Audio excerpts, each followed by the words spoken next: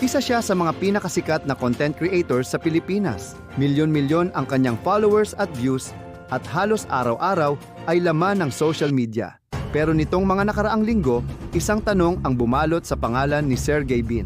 Ano nga ba ang nangyari sa isa sa pinakamalaking vloggers ng bansa?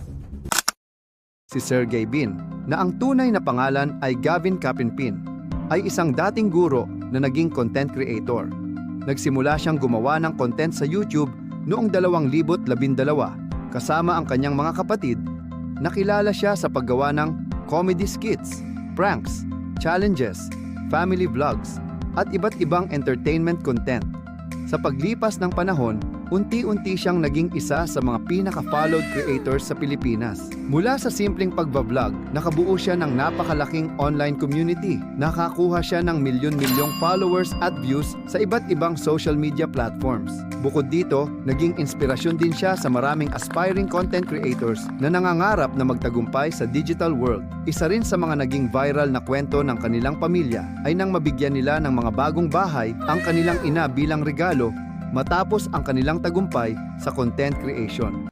Sa kasalukuyan, naging usap-usapan si Sergey Bin matapos magbigay ng update ang kanyang pamilya at mga malalapit sa kanya tungkol sa kanyang kalagayan. Ayon sa kanilang mga pahayag, dumaraan siya sa personal at emosyonal na pagsubok at kamakailan ay naospital. Patuloy naman ang kanyang pagpapahinga at paggaling.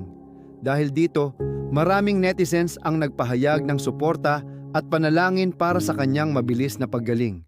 Ang kwento ni Sergey Bin ay isang paalala na sa likod ng milyon-milyong followers, viral videos at kasikatan, may isang tao pa ring nakakaranas ng mga hamon at pagsubok sa buhay.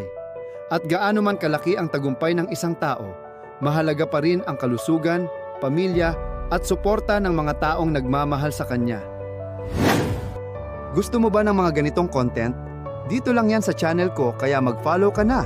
Salamat mga ka-aha!